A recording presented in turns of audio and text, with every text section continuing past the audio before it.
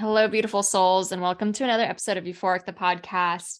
I'm kind of obsessed with the internet and the way it connects different souls together that are just so like-minded and on fire for personal growth because I have Jay here on the show and I just could talk to Jay forever. I was on his show a few weeks ago and I just had to have him come on Euphoric, the podcast.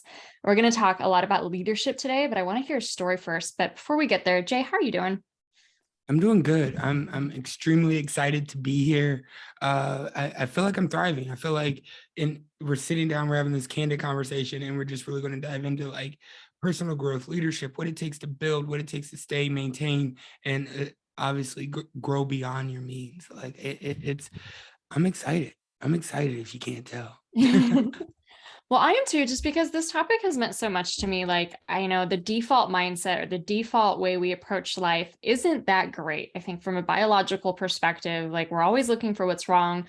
And I really believe that there's just like this way of learning to focus on things differently and to kind of rewire your mindset that can really make you thrive, as you say. And it's like for me, a really big departure from the past I used to have when I used to think certain ways and the future and kind of the present I get to have today because I've literally changed how I think most days. So I'm just kind of curious, like, what's your origin story? Like, where did you come from? Where did you arrive? How are you here today? Take us as far back as you'd like. I'd love to know more.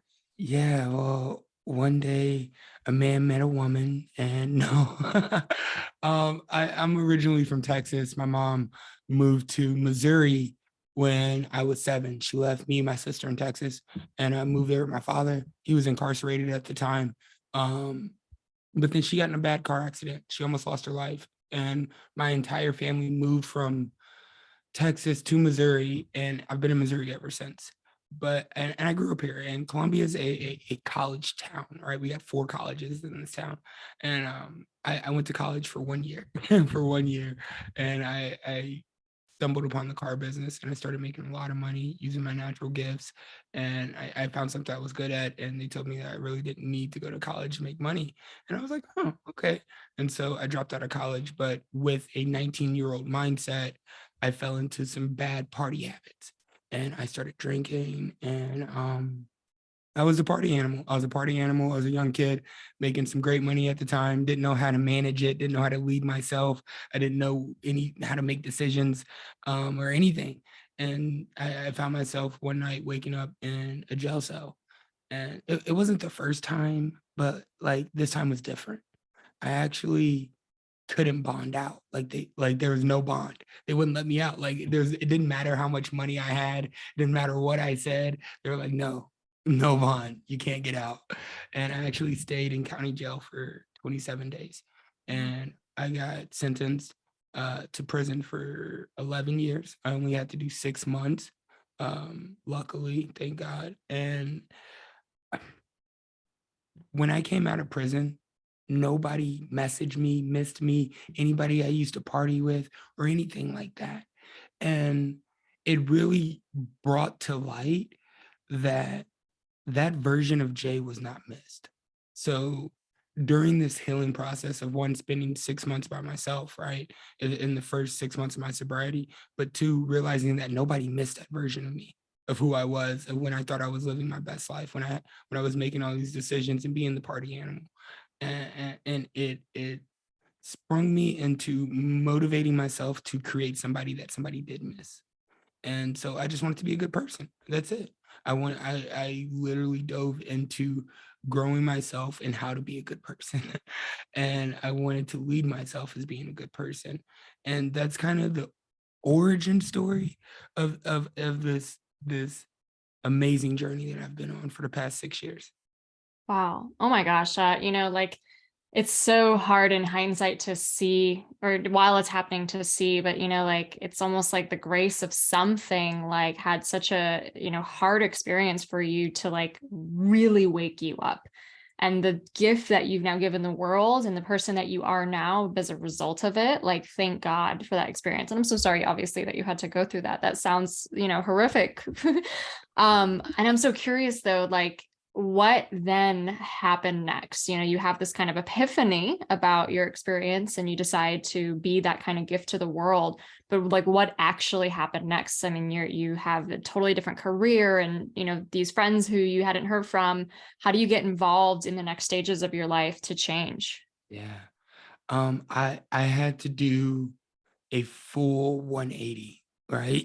A full 180. I just had to turn around.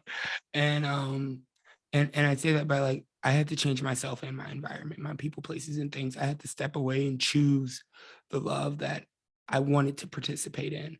I found myself in a situation which actually threatened my freedom early in my sobriety because I wanted to hang around the same people that I always hung around. I wanted to go to the same places I always went and maybe not indulge in the same things that I always did. I was like, I can be there. I got some self-control. Again, not leading myself correctly, right? And and I ended up getting a violation on my probation, and it threatened my freedom. And I was like, yo, I didn't do anything wrong.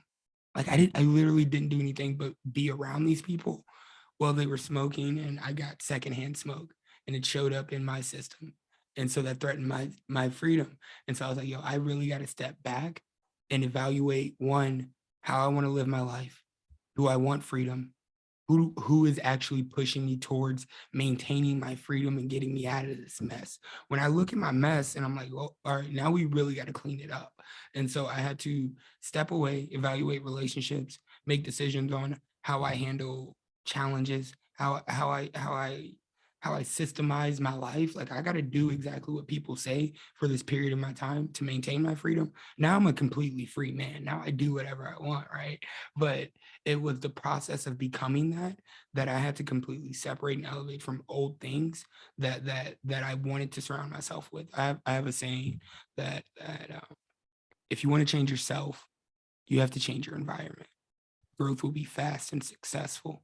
If you change yourself and not your environment, growth will be slow and difficult. If you change your environment and not yourself, growth will be slow and difficult. That's why you have to change yourself and your environment. It's never going to be easy, but it can be fast and successful. And speaking of changing your environment, like what did that look like? Were there mentors in your life?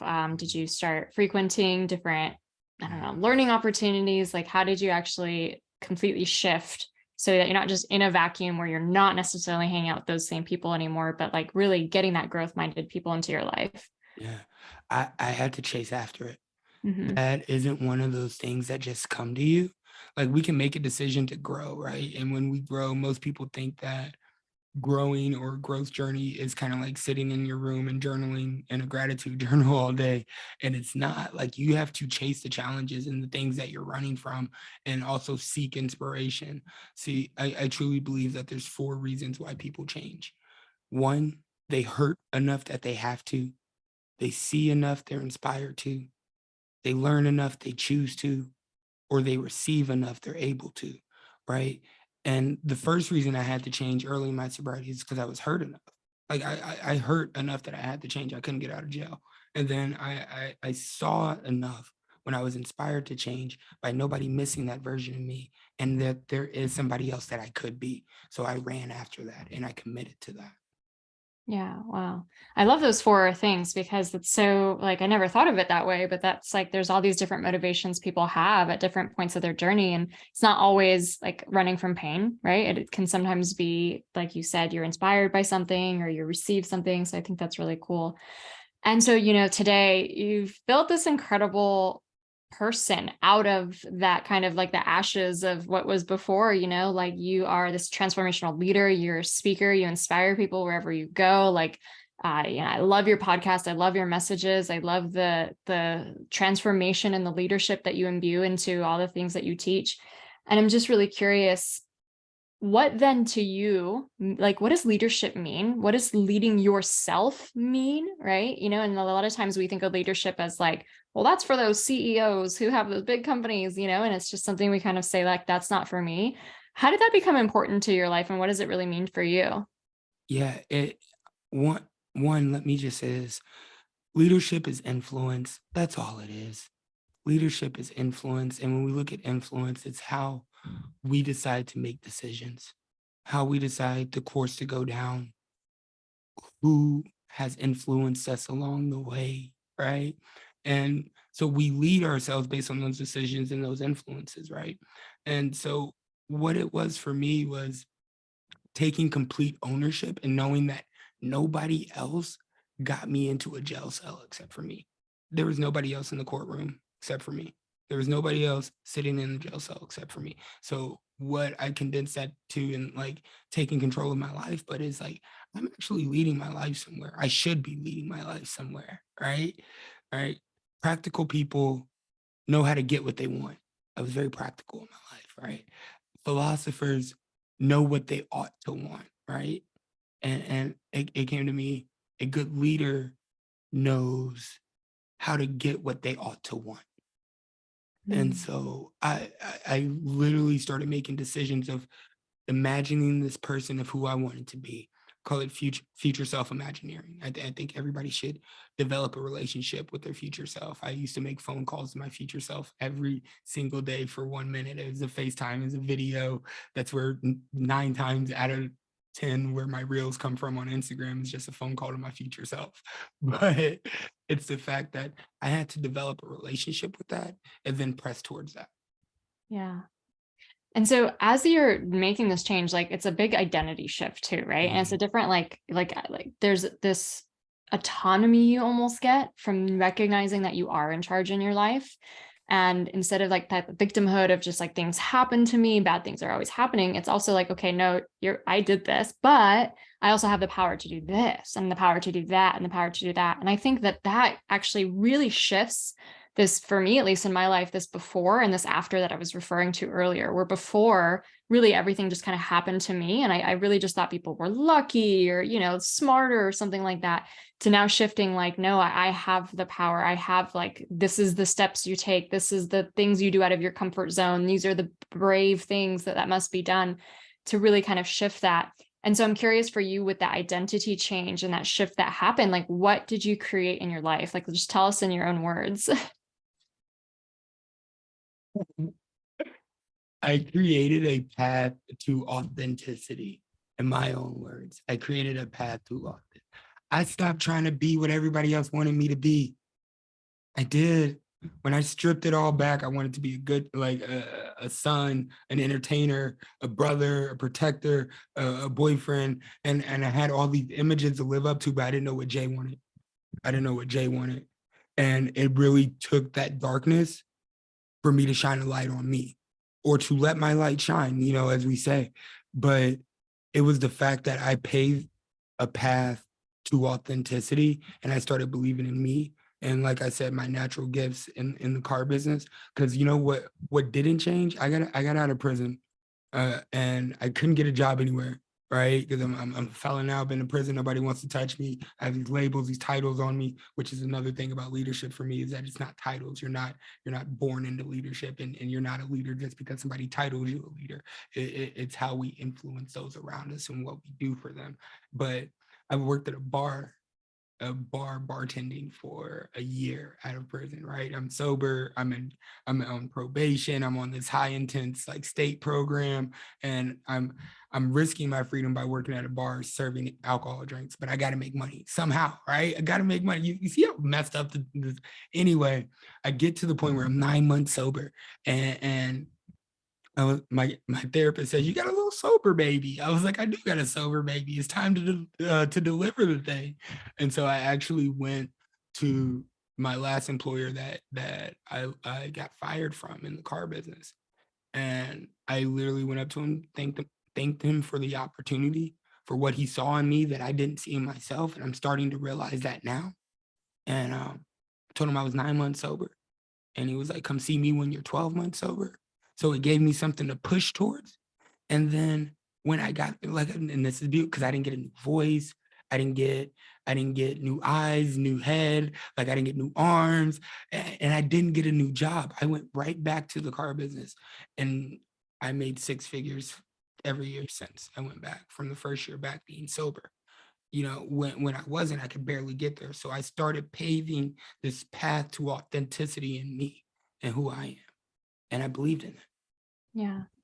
And when did you start hearing the call to give back, to start sharing this inspiration and the things, the wisdom that you've learned to other people and start sharing it on stages? It actually started as a challenge from my friend. It was a beautiful process. I found God in prison by myself. It wasn't in the churches. Yes, I was in church. I grew up in church and all of that other stuff. That's a whole nother message, guys. But it's the fact that I did it by myself on the relationship with God. So I actually started inviting people into my house in the living room, to like people who don't go to church, people who've never read a Bible, people like just I was thinking of leadership and how my savior Jesus led. He hung out in the crack houses with the people that sinned and all this other stuff, right? And not to get, I'm not religious, I'm spiritual, I promise you. And it's the fact that I actually brought people together that never would read a Bible, and we just started reading the Bible in my living room and just talking about it and letting them develop their own relationship. And I just left it at that. And one night my friend was like, Jay, you got an amazing testimony, you should start a podcast. I was like, you're crazy. He said, no, seriously. I said, if you show me how to start a successful podcast, I'll do it in 30 days. And 2 days later, he came with a handwritten in pencil business plan on how to start a successful podcast. And that was the start of Don't Touch My Mindset 30 days later. And ever since then, it was just like, it was by accident. And the craziest thing is like how I talked about, I paved this road to authenticity in my job, and nothing changed. And when I started my podcast, this big insecurity of my voice came up, where like I do not like the way that I sound. And so then I really had to step into that as well. And really, because people started listening, people started liking the podcast. And so I'm like, oh, okay. So like, and that's when that calling started for me to just keep going. So that's when I made a vow to do it for 10 years straight and give it everything I got. Oh my gosh. Well, total side note, but it's so funny that you say about your voice because like I've never felt the need to tell someone, a guest on my show, how much I enjoy their voice and how soothing it is. But I literally had that thought earlier. And then you mentioned that. It's so funny how like some of our like the insecure thoughts that we get or just the things that are trying to hold us back from really being authentic and showing our voice and our message with the world are so sometimes in our head, and like really just little blocks that like once we really put ourselves out there we can overcome, and people love it actually. Insane. Like, and I have never heard one bad thing about my voice. And still I'm like, oh, I can't stand it. I can and I just gotta, and I'm forced to be me with the gift that I've been given. Yeah, yeah, I love that. So you talk about this tool of, talking to your future self and like really having that visual in your mind, that ability to kind of hear that guidance. And that's been something that's been really life-changing for me as well. Like the moments that I've been really truly inspired is those connection points I've had with that future me. And God, they always have such good wisdom and they're just rooting for you. And also they're just that vision of like, I know I'm gonna get there. I know, like I have proof now. Like I can see it. I'm so curious, like what other tools you've used to kind of enhance your mindset, to believe in your dreams, to, push through really hard times. Like what do you lean on to kind of be that leader, transform your mindset, because even when we are doing this stuff for a living, like it's not like bad days don't happen. It's not like challenges don't happen. So what other tools do you like to rely on? So many. There's so many. There's so many. And it's all, and it changes throughout your journey.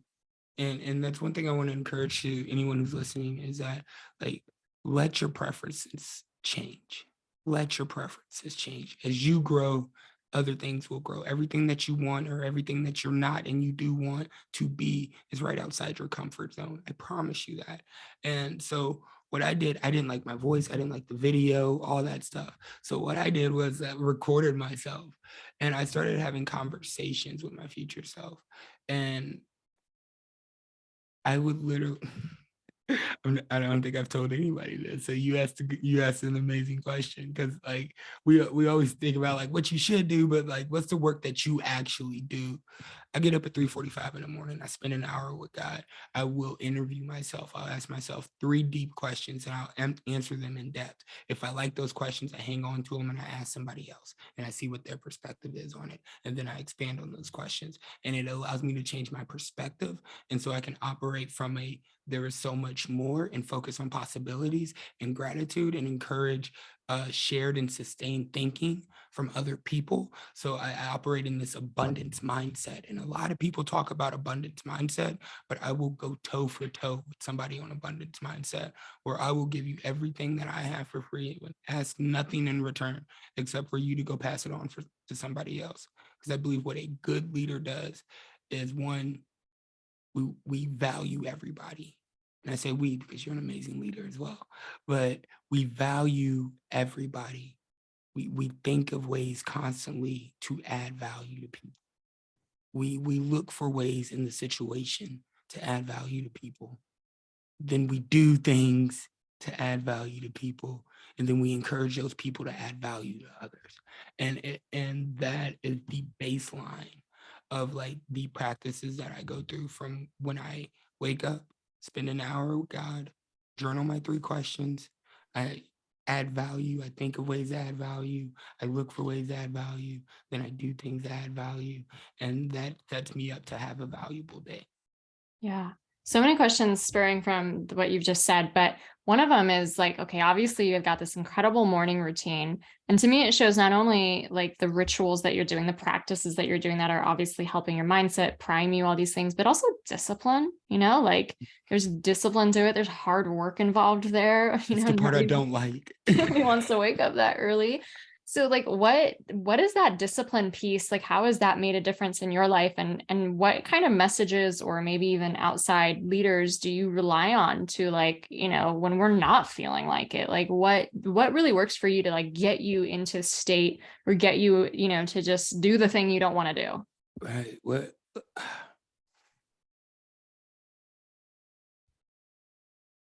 it's weird. I do it for me, but for somebody else. Because if I rely just on me, I'd hit the snooze button.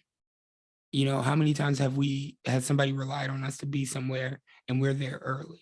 How many times have somebody wanted us to get them to a doctor's appointment and we show up? Like we're not going to hit the snooze button when somebody else is relying on us. And when I say relying on, I mean that why? Like why do you want to be the best version of yourself, and who would benefit from you being the best version of yourself? Is the 2 questions I ask myself when I started my growth journey. Why do I want to be the best version of myself, and who would benefit? Because at this point, nobody cared, right? Back then. But as that progressed and this discipline gets better, as my life evolves, I just had a son. Now the discipline is like, yo, I got to become better so I can teach my son good values and good leadership skills, right? And then it dawned on me one day is that I have to become these teachings. These are things that I can't just say. See, most people teach what they know, but we reproduce what we are. So these things that we say on stages, if you don't fully embed them and believe, people are gonna tell. People are gonna know. And so when my son grows up watching me on stage inspire thousands and millions of people, he's gonna know that, yeah, he actually does that. Yeah. Yeah. That's such a deep why. I remember like when, the discipline it took to, for example, like write my book, or I used to wake up really early too. Now I have this more like Lux thing going on where it's not as early, but I like when no one was paying attention back then, no one was there. No one cared. Like I was doing the thing over and over with no result, I guess you could say, Mhm. back then. Right. So that's almost when it's the hardest because you're not seeing the gifts of your labor yet. And like, I just remember getting so inspired by seeing a woman in a subway in New York reading my book, like before there was the book, you know what I mean? Like, and just be like putting her in my mind and waking up at 5 a.m. and go downstairs. I'd put some music on and like kind of dance it out and just see her. And like, she was also like this past version of me in a weird way, you know what I mean? Like, so it's like connects so much into that. I don't know. It's just such a beautiful practice. And sometimes like I get jaded, sometimes I like don't feel like it. And I think I needed that reminder from you today too, of like what really motivates you the most. It's that deepest why, and it's that other person. Thank you. Thank you. That's beautiful because you're exactly right. Like, and I tell my clients this all the time, because I think when we first start off in sobriety or changing our lives or really taking lead in our lives, is that we're emotionally attached to this person that we used to be. Then as we grow along this journey, I say we need to be emotionally attached to the person that we're becoming. Let go of that person, replace the emotion. And then when, like, I just started writing my book, right? Hopefully it'll come out by the end of the year. But and I was like, yo, I'm praying about this. I'm getting like 2 books at the same time. And I'm like, yo, hold on, chill. And I was like, I don't even like writing. Like, it's boring. Like, that's not me. That's not my personality. Like, yeah, I'm telling you. And I'm like, I need a writing coach. I need a launch coach. I need all of this stuff I need to surround people in my that where my blind spots are, right? And then I was like, no, I don't. I said, what am I doing this for? Why do I want to write this book? Right. And I'm writing a book for my son about leadership, because I wish my dad would have did something like that for me. And Mm. it's that emotional attachment that drives that discipline. So you're exactly right. Like that, sometimes we need to, like, I ask people all the time, create an anchor and then write it down and look at it every single day. What's your anchor? What's your anchor? That just gave me goosebumps. Like that's just cuts through like all the resistance, all the procrastination, all the like insecurity of, I'm not a writer, all that kind of stuff. It's like you get back to your son and you're like, he needs this book. Would you mind telling us a little bit about what you want to include in this book? Yo, it's not a memoir. It's not a memoir. Um, I truly believe that I'm at a season in my life that I go through shedding seasons. I believe we all do, whether how we look at them, but I've just labeled them shedding seasons. And do you remember those 4 reasons why people change that I mentioned earlier? And the fourth is that you receive enough you're able to. And I believe that's the season that I'm in. I've Most of the time we can't receive things because we haven't been able to give ourselves those things, right? But I've been able to lean into my growth so much that I can only bring people as far as far as I am. So I was told that I have to purge in order to receive more. And so I'm purging principles that I've learned for the past 30 years of my life, going from cell block to boardroom, like literally running my own company, making $20,000 in the car lot just from sticking to a sales process. There's just so many principles that I'm packaging. Like I said, that's why I was like, I need a writing coach. I just found all my journals since 2017 too. So it's literally just going through those and finding what I learned from these experiences and making them condensed principles that my son can actually live by and refer back to. So it's going to be very principle driven. I love it. Well, he's so lucky to have that. And as are the rest of us too, who get to benefit from your incredible work. I really can't wait for that book. And it's so needed on our bookshelves. So, keep that why strong because we all can't wait to read it as well. Yeah. Well, I'm so curious then, as we kind of go back to some of the things you picked up on earlier, can you explain to me, someone has no idea what abundance mindset means? Can you explain it in your terms? Like, what does that mean to you? Abundance mindset means to me a quote by Jim Rohn: you can have more than you've got because you can become more than you are. That is abundance mindset. And it starts within, but it's a belief that there's enough for everybody and I can have whatever I want because I can become more. There's possibilities out there, there's opportunities, right? And most leaders operate from, I'm gonna take a piece of the pie so nobody else can have a piece of the pie. Well, the pie's big enough for everybody. You didn't bake the pie. You just found the pie. You found a piece of the pie. And it's the fact that when we come together, when we're able to bring an idea to a group of people with shared thinking, lay it on the table, expand that idea, pause, allow growth to catch up to each and every one of those individuals, come back to it, sustain thinking, and build it up. That's an abundance mindset of working with people. focusing on possibilities, knowing where your strengths and your limitations lie, knowing where somebody's strong and where you're weak, understanding yourself and understanding what the situation needs, and being able how to listen to people around you. Most leaders don't have those communication skills, that emotional intelligence to operate from an abundance mindset. Mm. I really like the main word of becoming, like there's so much possible because it's not resting on your innate whatever, we think we're born with this skill or this talent or something like that. Like there's so much for you to become. There's so much possibility here. So you can't limit yourself at your present because you have no idea what you could become. And in that becoming, like, do you feel like that's something that should be embodied first? Like embody that first and then the abundance comes?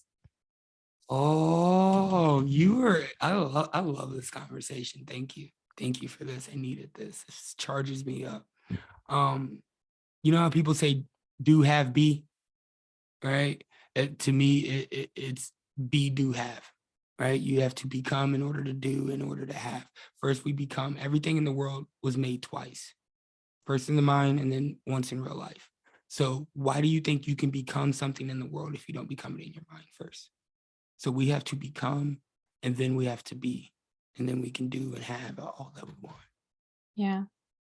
And I, especially for me coming from someone who used to be so insecure, so doubtful of myself, like entrepreneurs were these other people, leaders were these other people, right? Like I even worked in a business school where that was like even taught, like basically like entrepreneurs are born, right? It's a certain type Right. of person. Wow. And I just like, I'm foreign, I grew up really shy. Like there's just like nothing about me that like inherently like identified as any of those things. And so as I changed, my mindset and started leaning into who I became, it almost felt delusional, but it was so helpful to literally like imagine and full-heartedly believe this like insane future and this insane future version of me and then start acting like her now. I remember like you said those journals that you have from 6 years ago. I have journals from around that time that's like I'm on a book tour. Like I didn't even have an Instagram account yet. You know what I mean? And all of a sudden I'm on a book tour, signing books, speaking all over the nation, and it does almost sound delusional, but like there had to be such a firm belief in that person I was meant to become, to have all the motivation to then go through the steps that were needed to achieve some of those things. That's huge because one, leadership starts with you. John Maxwell said it perfectly.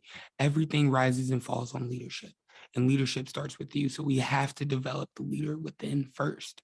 And so that belief that's taught, those misconceptions about leadership, is that leadership, you're born a leader, that it's a title, seniority, time, that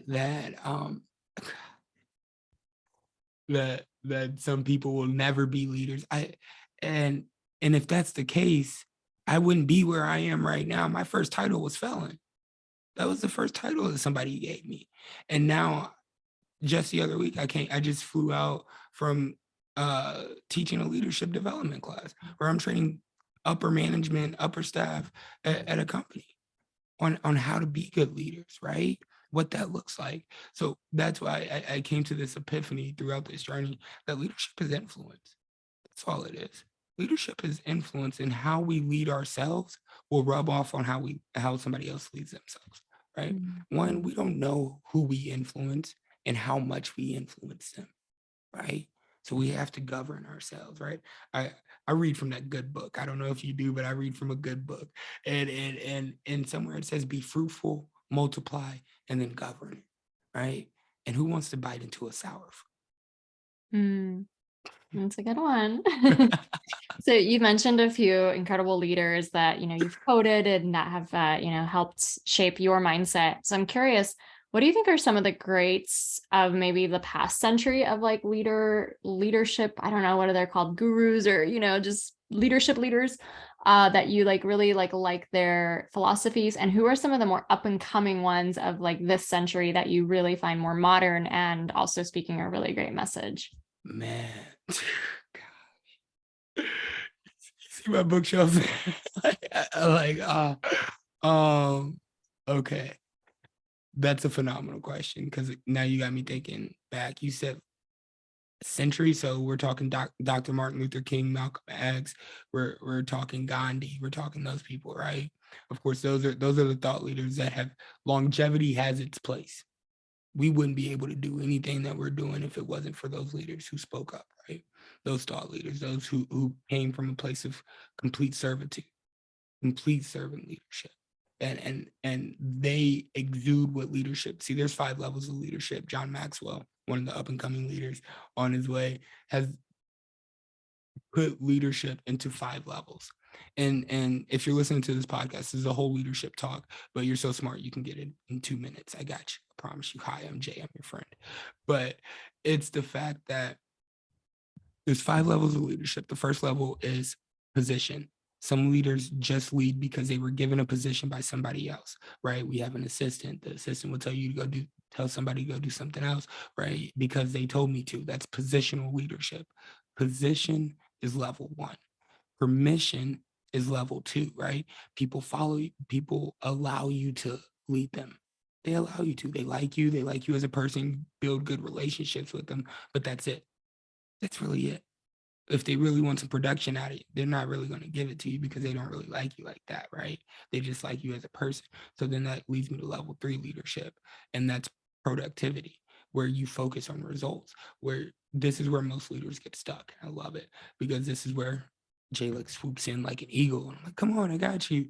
But productivity is like people follow you because of the results that you've produced, because of what you've done for the company, what you've done for your life, what you know, and people follow you because of the results, which where most leaders get stuck because level 4 is people development, right? People follow you for what you've done for them personally, how you've helped them grow personally. And you don't win the minds and hearts of people from results.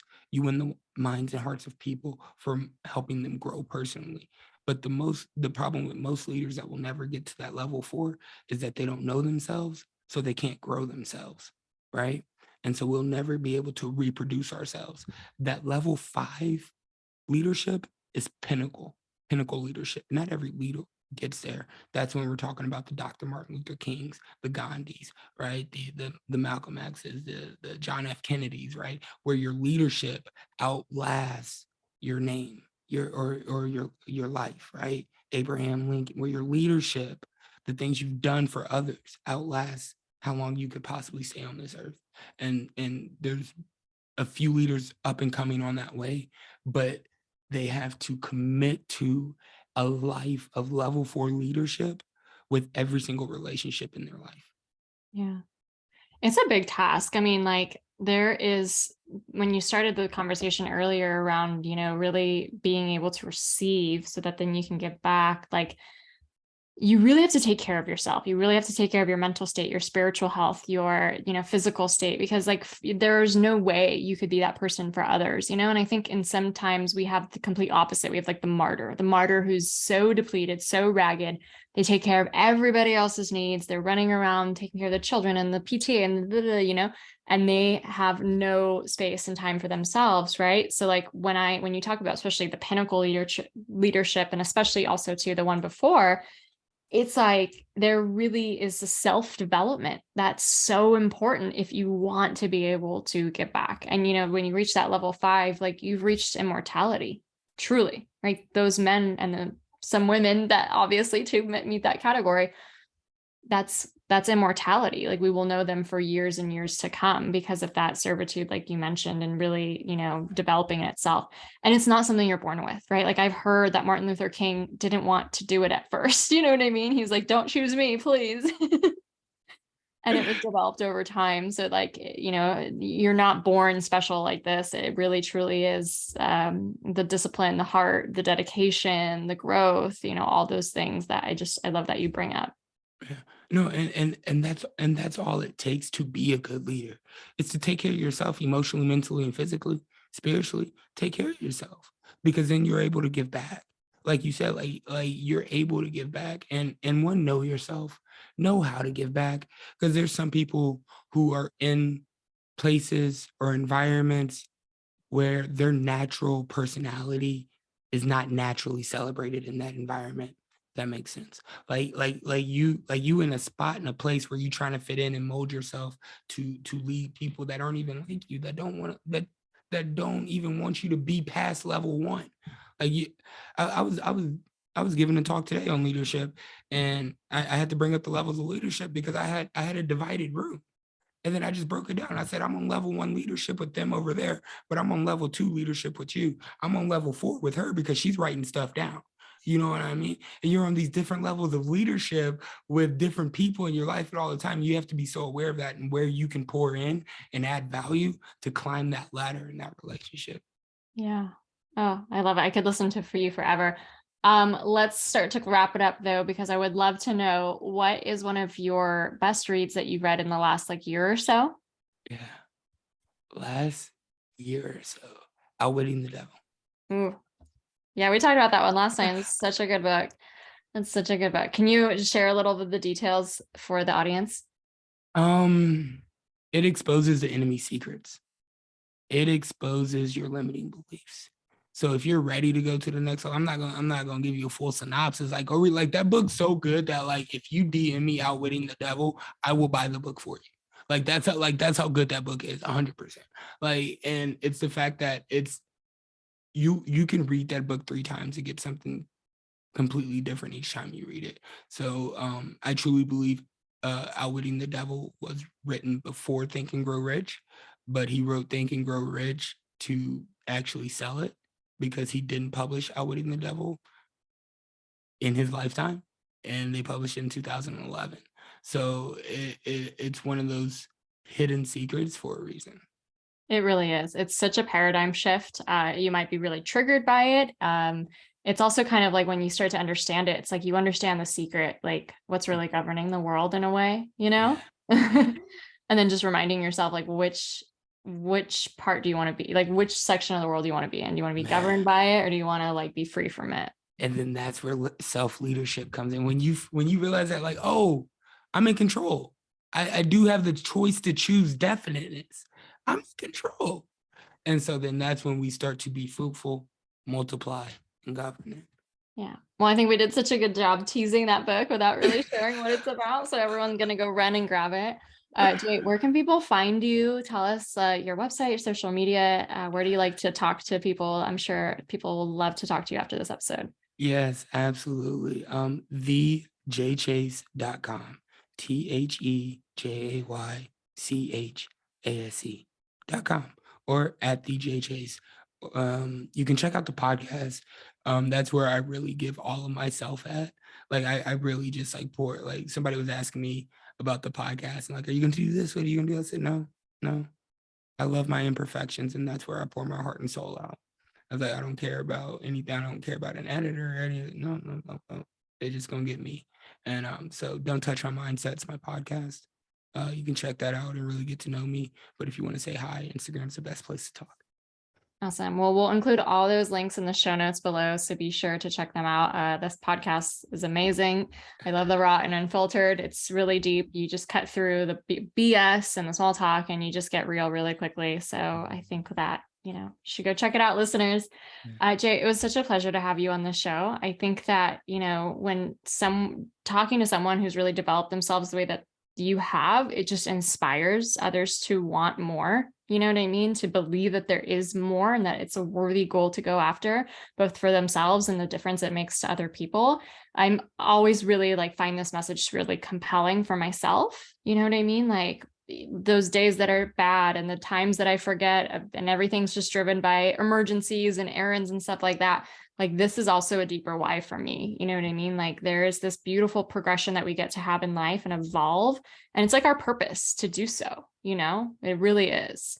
That's our greatest gift. That is literally like if you think about the world, the universe, God, whatever your higher power, whatever it's been blessed you with, is your potential. And the best thing that you can do is develop it. That's the best thing you could do for the world is develop your potential. Oh, Jay, we'll end there. So good. So perfect. Thank you so much. Yeah.